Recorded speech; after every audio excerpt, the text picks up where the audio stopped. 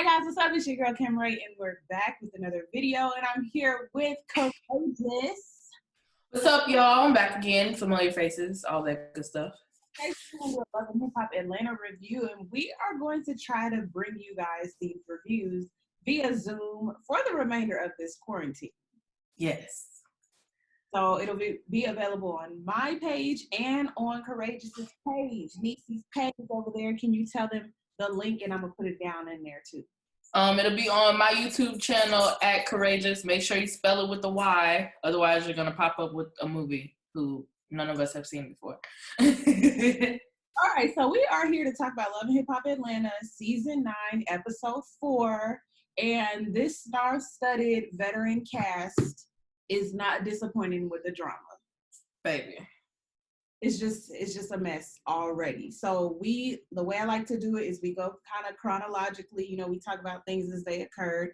So we pull up on Mimi's self-defense class because we know last season she had like an intruder in her garage, and all the ladies are down there, they learning the self-defense.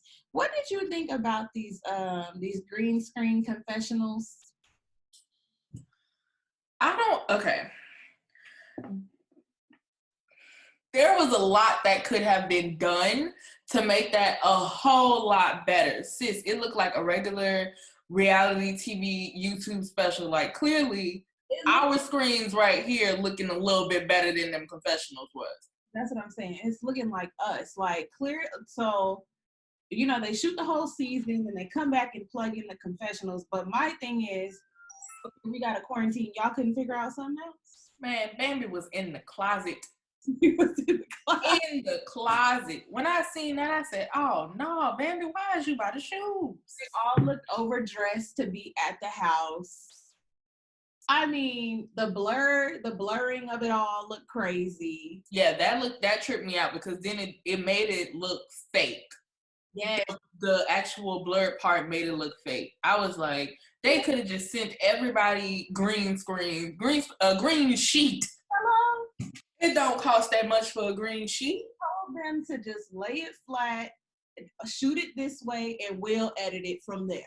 On me. They could have sent it to one of us, honestly. I got you covered. Next time, just send it on this way. It is going to forever go down in history when they put these up on Hulu and Netflix and all that within the next couple years. It's going to forever go down in history that during the quarantine, y'all just acted crazy with the ratchetry. Okay, so we're going to push forward. Now that we got that out there, it's been said, it looked a mess. All right, so what about Scrap and Cheyenne? They close now. This is his sibling that he got out of jail. What you think about this whole triangle with Shooter, Cheyenne, and Kiyomi? Okay, Shooter, he on some your regular ain't-ish type of dude, because he sat there in his confessional and said that one, Kiyomi was his favorite out of the two, and that they had kind of an open relationship, and that she doesn't mind being with another person and all that stuff. But you telling Cheyenne to keep it on the low, and you got Mama what's her name? Cece? That's KK. She coming in the picture. She gonna stir up some stuff too. No, because she ain't got nothing else to do but care for them dogs. Not at all. I feel like this is all gonna go. Well, we all know this is all gonna go bad because to me it felt like a Kirk reincarnated. Okay, so I'm already sick of seeing Kirk and Rashida on the screen. I have come to respect Rashida as the woman that she is. I can't ever figure out what kind of antics they up to. Like, if they really, truly went through this, or if they orchestrated some of this for a check. Because from my understanding, that Love and Hip Hop check is nice. But for them to still be together celebrating 20 years, and him to still have this look like he don't really care, he just be acting like whatever. It just seemed like Scooter is about to come in and be the next Kirk. Because I bet you he's still messing with Sierra or one of them other baby mamas. Kiyomi and Cheyenne ain't the only ones.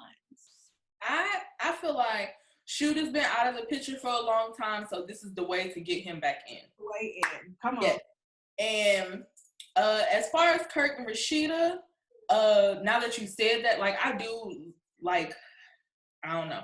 I think, like, Rashida and Kirk is, like, the mama and the daddy of the group, like, of the cast. They're the older ones, the ones with some of the longest relationships, and they're supposed to be the most inspirational. They go through everything and rebuild it and stuff like that, right? So I've always seen them as that person, but now that you said that, it might be on a little piece of this for, like, this relationship, because this episode I was really, like, studying, like, the storyline, because you have your regular triangle, you got your person who got the beef with somebody else and they don't know, your regular jealousy, and then you have, like, the Kirk and Rashida thing. Girl. And for me, it's like Love and Hip Hop, probably Love and Hip Hop Hollywood has the most shaky storylines, and everybody be cracking on it. So when they come with these storylines, we be like, they got to make sense. They got to string together. Carly marrying this dude and having a whole funeral, that's a couple episodes back. But, you know, Carly Red is always this one that's dealing with dude after dude after dude. And just to see her and Jock, and then Jock still flirting, I'm just like, aren't you supposed to be engaged? Baby. So I tweeted this during the show, right? Shout out to Cameron for putting me on Love and Hip Hop Twitter, because I've been watching Love and Hip Hop for years now and never thought to tweet about it at all. But Carly, no, yeah, they do, honestly. Shout out to y'all too. Carly Red and Jock are, like, the two most annoying people when it comes to relationships, because one, they always both individually talk about how they don't mess with each other, right? Then they mess with each other.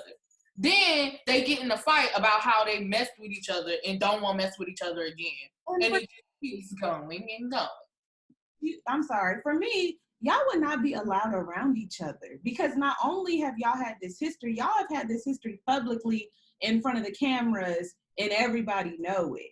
So Kendra, to me, she's in the confessional. She's like, I just want to make sure that, you know, the longevity of our relationship is intact and the accountability is gone. I'm just like eating up her words like, yes, speak that, speak that, speak that. But it's over the wrong one. I think she's a little controlling. You think so? Yes. I understand being independent and having standards, because I'm like that too, but she a little wild for asking the boy to get a vasectomy and he really don't want to. He got 10 kids. He got 8 kids. I understand that, but do I have to cut myself because you don't want to have kids with me? I don't have to. There's other ways to go about it. Like, why is she not getting her tubes tied? Let me kick it to you like this.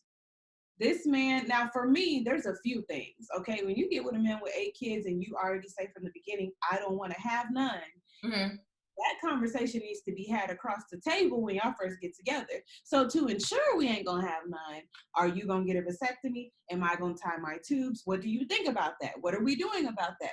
But it seems like because they're about to get married, she's trying to move all these pieces to ensure, like, everything is, you know, solid before they get together permanently. And Jock is taken by surprise.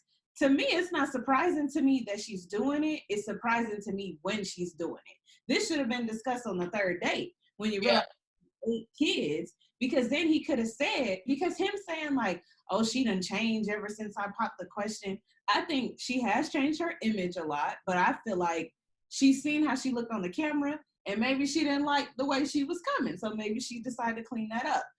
Another thing to me is, when his reasoning was, I could just pull out. They like 40 something, they like late 30s. You still naming that as your method, sir? Yeah, that was a little stupid on his part too. The only argument I'm saying is, because I've never really heard her talked about like getting her tubes tied, or if her tubes are already tied. I'm just saying, if you expecting your man to go through all of this just because you don't want to have kids, you need to make like that same commitment too. Because who's to say, like, they end up getting divorced 1 year later. God forbid. Like, I hope they have a good marriage or whatever. But and Jock wants to go on and possibly have kids with somebody else. Like, that's his tradition. Obviously, get with somebody and have a kid, except for Carly Red. But like, what if he want to have a kid in the future? You didn't messed it up. You know what I'm saying, for him. If you don't want to have kids, that's fine. You do what your body got to do. You know what I'm saying, to take care of that. I personally don't think that she should be like forcing him to do it. But it could also be like a TV show storyline kind of thing. Which, I mean, it's a valid storyline to me. It's a valid conversation to have. I just don't like his response to it of just, I can just pull out. And I'm just like, ugh. Like, Jock, you're showing your ignorance. You're showing your ignorance. All right, so what about Akbar V and her saying she the queen of Atlanta? I tweeted, Eris Harris is the queen of Atlanta before Akbar V. Okay. I don't know where she coming from, still repeating this, I'm the queen of Atlanta. And Spice said it right. You have no hits though, ma'am. When I tell you I cannot stand Akbar just because of her energy and her vibes, she is not going to make it far at all with that type of energy. And so, of course, Twitter is going bananas just like I am. She keeps going with this I flew here, I grew here thing. And now you got light-skinned, almost barely light-skinned Keshia up in here who went ahead, grew up in Atlanta, and now she's taking over, and now you coming for her. She's like, I feel like Akbar is not going to be okay with anybody being on top of her. Every time somebody else have a come up, here come Akbar running her mouth about something. It's just so annoying. Last season going back and forth with Tokyo, and now to see her in Tokyo having a conversation, and Tokyo almost looked humored, like she was just like, here she go again with this Queen of Atlanta stuff. But Tokyo from the city, she know. But you have no hits, ma'am. Not one. And another thing, okay, this is a serious question. I know that when you I keep disappearing in Mama Dee what you call, but when you become a part of the Love and Hip Hop cast, is it just me, or doesn't everyone like get verified? Because it's a very popular TV show. Like, don't you get verified on Instagram, Twitter, etc.? You're not verified. Would you like me to pull it up? Because, baby, I went to her page. Not only did I go to her page last year, you can't see it because Mama Dee in the way. But baby, Akbar V only has 6,626 followers on Twitter. But she flew here, she grew here, all that. Really? All of that. I'm shocked because, I would think at first I felt like she was bringing fan favorite energy. But now it's just kind of because she's a real pretty girl. Real pretty girl. The hair be done, the lashes, the makeup be done. She got the real pretty teeth and all that. Mm-hmm. She's real talented, but it's just like she's just so nasty. Like that. Yes. That's that inner, that's when the outside look better than the inside. Yeah. I really want to show y'all this, but go to Akbar page on Twitter. She tweeted 19 hours ago, tune into hashtag Love and Hip Hop ATL every Monday at 8 p.m. They got 6 retweets and 4 comments. Yeah, it's something that she's doing. It's something on the inside. You can tell that with this whole feud with light-skinned Keshia. Now, I'm already tell y'all, if you know me, you know I got a problem with her name. Okay, light-skinned Keshia, I got a problem with her name. She's not that light-skinned. What are y'all looking at? Now, when she was at the radio station with Jock, she looked it a bit lighter. Now that could be due to lighting and all kind of things, but for me, it's kind of like it's just another thing that Black people do where we divided, and you made your whole name, your whole brand name, light-skinned Keshia. Yep. She said she got that from hanging around her friends, and there was 2 Keshias, and she was a light-skinned one. You just was like her. Anyway, I'm gonna get off of that because she's a content creator. She be doing the mukbangs, and she got the relationship popping, and it seemed like she really respects the hustle, respects her craft, and I think that's why she got so upset at the radio station. But it just, to me, it was a whole lot of just angry energy. And I just was like, why is she this upset? So you mentioned her in the relationship thing. I kind of feel like she's controlling in that relationship too, just based off of, is it Kurt Cobain she go with? Or just, his name is just Kurt Cobain? I don't know, girl. I'm about to look. But I know they keep calling him Kirko. I don't know if it's Kurt Cobain's or what. And see, this is how often we see him on the screen. However, she constantly talking for him and about him, saying that, you know, we good over here and what's going on over here and over here and over here. This, and it's just like, girl, we just asked you how was your day. I didn't even peep that, but you know, I just kind of wonder. I don't know. Sometimes I wonder about stuff like that because he don't seem like he minds it. He seemed like a laid back kind of person to me. Yeah, he just kind of seemed like, okay, I'm gonna let her be the firecracker, and this is like who I am. Now, if he was somebody like Jock, I feel like that would be a problem. Oh, like is just doing a lot on this Instagram. Let me see. I don't even see her man on here. What is his name? You said Kirko? Yeah. You would think she would have a picture of him up. Let me see if Kirko Bangs is him. No, Kirko Bangs is somebody else. Oh, wait, girl. Akbar tweeted 27 minutes ago, I will not be returning after this. Now, who knows what she's talking about? Hopefully it's the show because, sis, we don't really need you here. I mean, she has to realize, and she's probably getting dragged right now, to be honest. She's probably getting dragged on Twitter but it's the same thing, and I hate to do this, but it's the same thing that happened with the Nicki Minaj and Cardi B thing. When Nicki Minaj was like, I'm the queen, and she didn't even say nothing to me, and she didn't even pay homage to me, and all this stuff. And it's like, when you bring that type of energy, you have no choice but to get dragged because everybody else is like, you ain't pay no homage to nobody else. They got room for everybody, and I don't understand why these people don't really understand that. Bro, because that's the kind of world that we kind of came up in. It's like one person can eat. And now that we realizing like, oh, multiple people can do multiple things and you can like everyone for something different. It's like a brand new concept to people. Which is it's a shame that it happened so late, but it's good that people are thinking like this now. Yeah. Ooh, excuse me, y'all. It's good that everyone is thinking like this now, so that way in the future it'll be, you know, a lot better. Right. So what do you think about Tokyo and her weight loss journey? I love Tokyo because she's the only one on Loving Hip Hop from my hometown, New Orleans. We don't say hometown, we say the city, but I just said that for y'all. But following her on Instagram, she really has been putting in a lot of work to get her weight down. And I've noticed that like with a lot of, I don't want to say the wrong words, but with a lot of women who are shaped like her are starting to lose weight, but it's not because of like social media bashing or nothing like that. It's just genuinely because they want to. And I kind of wondered like how would that affect that community? Because they have people who look up to people just because of the way they look and how confident they are in their shape. Well, I'm not even her same size, and she motivates me because I'm like, well, if Tokyo can do it, because it's not even the fact of her size, it's how like adamant she was in the beginning. I'm losing no weight. I'm not doing that. I'm fine. And so I think it was when Sierra came out and was talking about that diabetic scare that like kind of, you know, because Sierra was like really like, I care about you, friend. And I don't even think it really be about, you know, losing weight. And I hope that's not the thing for her.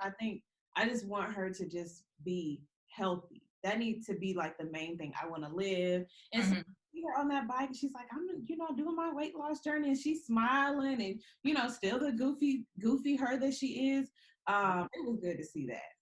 Good to see that. So let's see what else is on here, because we ended up hopping around anyway, because some things be pressing and some things be connected. So what do you think is going to come of Kiyomi, Scrap, Scooter, KK, and Cheyenne? First things first, we already seen that Kiyomi is talking to her mama and her parents about Shooter. Big mistake. And for what? He's not husband material. How long have they been talking? Did they say how long them two just been talking?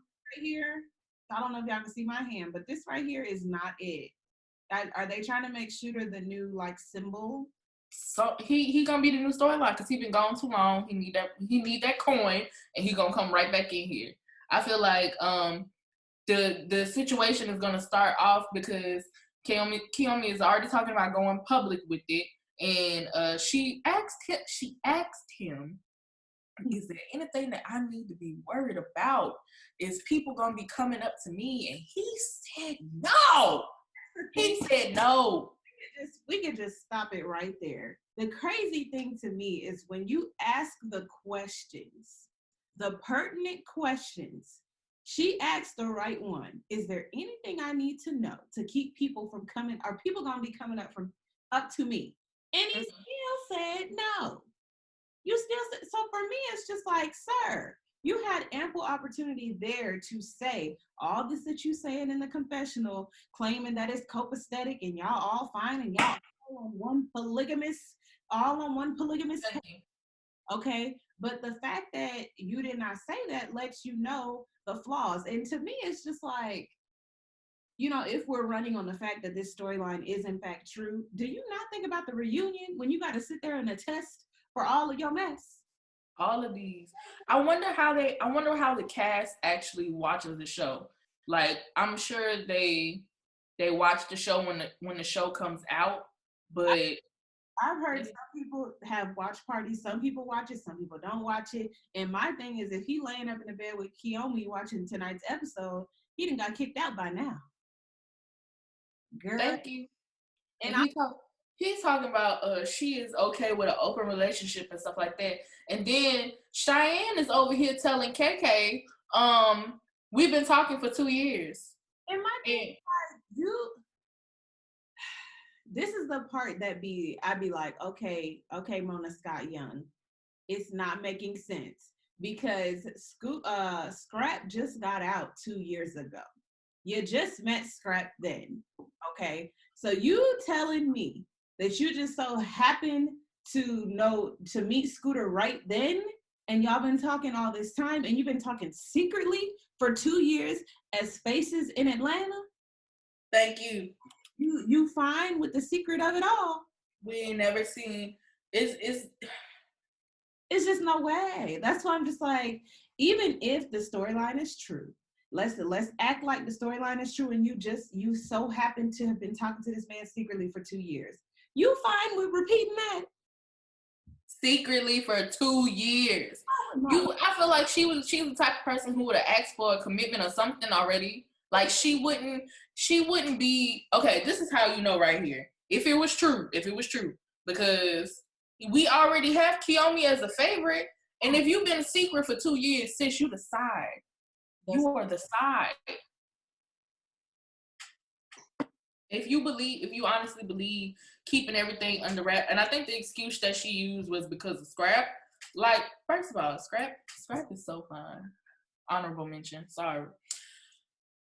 If you honestly believe that you've been keeping this a secret because of Scrap, and this man ain't take you serious enough to sit down and have this conversation, and if you've been secretly moving around with him for 2 years and y'all just so happen to start like speaking in public and flirting in public, and KK just noticed it, as nosy as all the mamas are, they just noticed it. And another thing I just thought about, Kiyomi could not have been talking to him that long because she's known for getting into that little scrap, no pun intended, with Bow Wow in the elevator, and that was not that long ago. I don't like the way she introduced herself. When she came on the show. When you come on the show, you have that opportunity to talk about you, why you here, what you're doing, and a small snippet of like past relations that connect with the love and hip hop situation. She bashed Bow Wow the whole time. He did, and he gonna have something to say about that, I'm sure. All right, so let me see. Okay, so look like we didn't save the best for last. Mama Dee and Mama Cece. Girl, I don't even know because there was a lot of serious stuff that we just kind of brushed past, right? Mama D got this situation with alcoholism and kidney stones, and she having surgeries.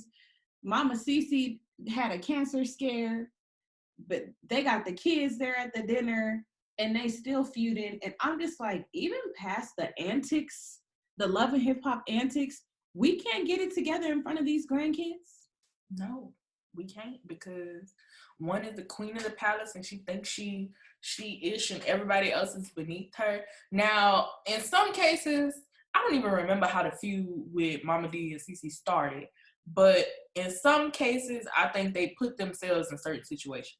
For example, when Cece was living with Mama Dee, for the sake of Bambi and stuff like that, and Cece was talking reckless to her, I'm like, sis, you living in her house. But then it's like, why are you in her house and you know you don't like her? Now that to me, like, if that was me, you're not finna have one up on me on nothing. You're not finna go ahead and tell people that I'm living with you and we don't like each other. You finna use that against me eventually. But my thing is this, Mama D always been out of control. So I don't even think some of her antics don't be surprising. But when you print out an obituary, that to me, and you know, Bambi, it kind of seems like, you know, the antics never, like Scrappy be humored by it, Bambi be shocked by it, but still like entertaining it. And even went at her before, you know, they had their little exchange, and then Mama D and Cece having this exchange, and then Scrappy had to put his foot down, and it's still just like, okay, but when is it gonna stop, Mama D? You done had a whole life scare, and you're still, yes, you still pressing on with these issues, and it's like Scrappy couldn't even. He kept saying like, we can live in our bubble, and this is the part I appreciated. We can live in our bubble, and y'all cannot see the kids at all, or y'all can get it together, and that still didn't. In nobody's head. I feel like they need to go ahead, act on that, and take a step back from both of them, shut both of them out from seeing the grandkids to teach them a lesson. Like, this is serious. Y'all need to get it together. Y'all 100 years old and still acting like this. Right, and y'all not gonna be watching no kids of ours with this type of influence. This type of action. I'm happy that Breland started crying during that situation, because it's like, this is what you starting. Yeah. You starting this. And honestly, I know I have a temper, and when I get mad, I say some reckless things too, but I don't think I ever wish death on somebody, let alone print out an obituary. Do you know how long you have to study somebody to go find the perfect obituary picture? Obituary out, dressed in a full out funeral get up, have a in the room. Like, she went through full. And to me, if you would have just got up there and said, you know, death to her attitude, and she did not just have the cancer scare, I could maybe laugh with you. But it was like too soon. Like, I understand, you know, if I was gonna go with Mama D and her antics and like give her props for fully committing, I could see where in some other situation this might have got some laughs. But because y'all are older, y'all around these kids, y'all are seriously going back and forth, and y'all both had death scares recently. Did y'all not learn from that? And you know, like you said, we are so used to Mama Dee doing the absolute most. But I honestly just believe because it was that, because even when she walked in the room, I started tweeting. I was like, is she going to a funeral? Yeah. And lo and behold, yes. And she was ready to come in fully committed to do her stuff for the camera like she usually do. But I think Mama Dee just, I don't really know if logic is there. I don't know, but it's kind of the alcohol. Scrappy is clearly the only one that can put her in her place, and he gonna have to do it like for real, because Ernest ain't doing it. And Mama, she can't control nothing going on over there. I feel like she gonna come back with the same sob story that she usually come back with. I'm sorry, she started with me, and all this other stuff. They just need to have a sit down with 3 people, well, 2 people, because it's Bambi Mama and Scrap Mama. them four need to sit down, go back to when all this started, and find a solution to that. And they need to go ahead and commit as adults and say that they're not going to keep with it anymore. It's getting real old. Like, what are y'all arguing about? For me, as Scrappy and Bambi, as newlyweds, as new parents, and now they got a second baby on the way, that business would be so far from me.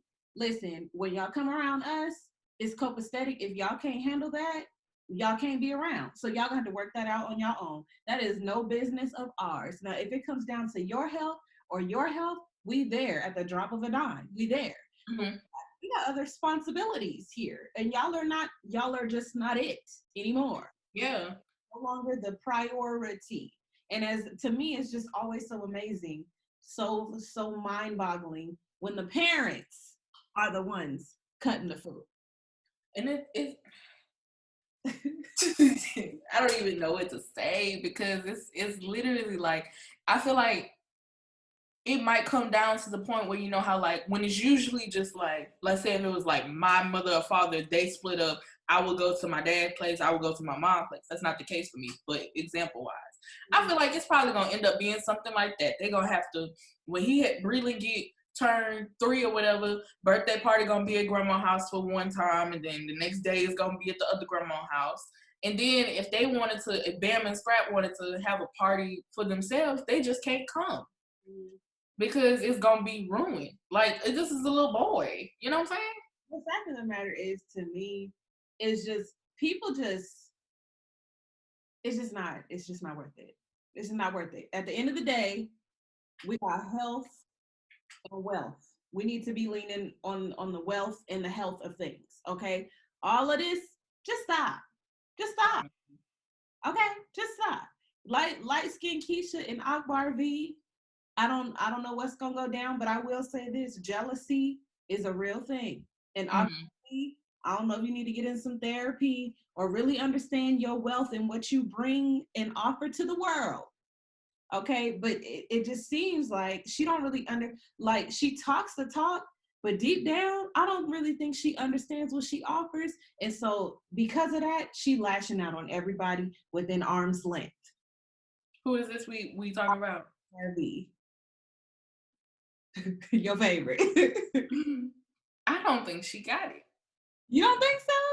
I don't think she got it, because look at the time periods.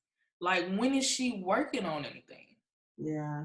What song? Like, even, you know, for Love and Hip Hop, sometimes they'll play the artist song at the end of the episode. Her stuff is so angry too, though. Her material, when she does rap, I do think she has star quality. I really do. I like her as a personality, but it's just like a lot of that energy, it just stops it from fully exuding out of her. Once she get that together, I'll like reevaluate and give it a chance. But as of right now, it's her spirit. Like you said, she's so angry. All she do is make up excuses as to why things ain't going whatever way. Like, she started that beef last season with Shakana about a dude. She just showed up to her event just to, you know what I'm saying, just to do something spiteful. Like, yep, that's true. She makes time for the hate. Yeah, she does. And to me, with 5 kids and a career that's not taking off, that's like slowly putting along, you don't really have time for that. At all. Or maybe a tactic is to attach yourself to someone by way of drama. Because we gonna be tweeting about you, not in a good light. You're not feeling it. You're not agreeing. It's like attach yourself to a person who, you know what I'm saying, who you want to be. That's what I do too. And like the goals things that I want to see in myself. I'm sorry, y'all. I don't have corona. I was talking too fast. Attach yourself to the person that you want to see and things that you want to reflect in yourself. You know what I'm saying? But then it's like, who wants to work with somebody like her when she has all of this going on? Every person she comes in contact with, you flew here, I grew here. And like I said, now you have light-skinned Keshia. Light-skinned Keshia got some hits. Grew there. Ain't been flued.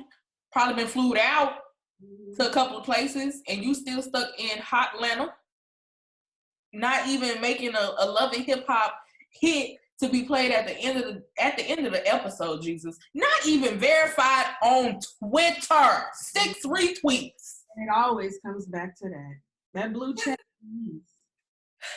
Because it's like verification is something that everybody looks for once they make it or like get up there. For real. And you don't even have like the bottom foundation.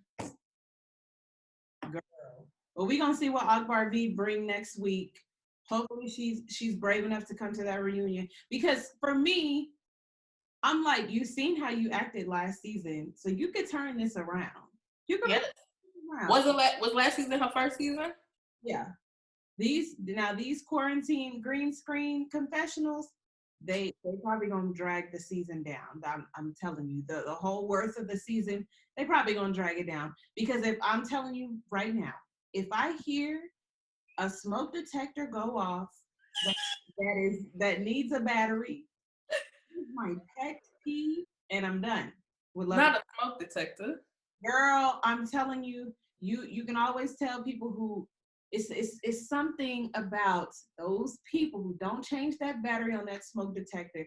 It just, girl, and I just feel like as soon as, I don't want to name no character, but as soon as one of them pop up on that confessional and I hear that, whoop, girl, I'm gonna be done. It's gonna be. I don't understand why even TikTok got better green screens than this. Why is they doing this to themselves?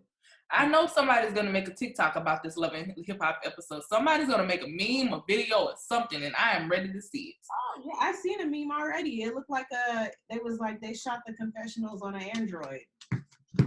This one say, I don't know if y'all can see this. Hold on. There we go. This is a tweet with the lady. Oh my gosh. It looked like she had a picnic with a barbecue with one of them old video cameras. That's crazy. There was another thing that I wanted to talk about too. I don't know if we touched on it too much, but when almost light skinned Keshia was in the studio with Jock. No, we did not talk about that. Go ahead. How do you feel about him just surprising Akbar, like the little whole surprise pop-up interview session thing? I feel like it was messed up because he knew it was going to get a rise out of her. So it's like, there's cameras in here, you know, we all about the drama. We got these Love and Hip Hop personalities on here. Like, yeah, let's give the people what they want. So I do feel like he was baiting and feeding fire into an already gassed up situation. But I also feel like it's up to you. I mean, as I'm looking at her Instagram, it's not her brand to just sit there with Kooth and be like, light-skinned Keshia, yeah. So, I mean, I feel like she could have handled it a lot differently because this is your chance. You on the radio. Mm-hmm. Like, you didn't have to, you could have just been like, Dust. I would have just said it over and over. She's on the screen. I would have been like, Dust, Dust, over and over. What would you have done? What you think? I probably would have ignored Akbar herself and just hit with the facts that everybody is sitting here saying. I think Keshia would have got a lot more clout had she hit with the facts. Like, sis, I didn't fly here. I grew from here. I got his songs. I'm doing what I gotta do. I came here to talk about my business and not somebody else who can't even get a song at the end of the show. If you just hit with the facts, what can you do? That's it. And I think she got so infuriated, and maybe she is one of those people who has a temper, and maybe as she was sitting at home tonight, she thought about it like, I could have just hit them with the facts. But it's like, I be saying this to my students. I be saying this to people, you know, young adults, all of us around this age. You got to push the feelings down and handle your business. Stick with the real of the situation. Stick with the facts of the situation. It will never let you down. So if she just would have pushed that anger down, just clenched them teeth, and was like, listen, I got hits, YouTube personality. I was born and raised here. I have no reason to go back and forth with somebody, and then went off when she left, or went off when the mics went off, then she would have had that much more respect, you know? It's crazy because she literally met all the requirements that Akbar be setting out to these other people who be coming to Atlanta and taking over. And now that Sis is doing this, I do believe that her response in the confessional was a good one. She got points off of me from that because she kept saying she don't have time to go back with nobody back and forth. There's room for everybody to be here, and she just a hater. That's exactly what she is. And at this point, I feel like Akbar is old enough. She made this name for herself, and this is just what she got to deal with until she decides to change it around. Right. Because, like, you made time, you be making time to go to Shekinah events, you be making time to go to jock radio shows and Skype or Zoom or whatever. You be making time to drop these freestyle bars at your events that's supposed to be about you and your music. You be dropping freestyles about other people when this is all about you. You have time for all of that, but don't have no time to be in the studio to try to make a hit. You know what they say. All right, so we're gonna be back next week for the next episode. The same type of setup, same, bringing the same energies for another Love and Hip Hop Atlanta review. I am Cameron. Make sure you guys subscribe to my channel and subscribe to Courageous on YouTube with a Y now, with a Y. With a Y. Share the videos and make sure to tweet with us on Black Twitter under the hashtag LHHATL. Yep. It be going down. It be lit. This is my first night on it. I got some likes, some retweets, I got more stuff that Akbar did. So look, I'm going to take over Atlanta now. See y'all next time. Bye. See you later.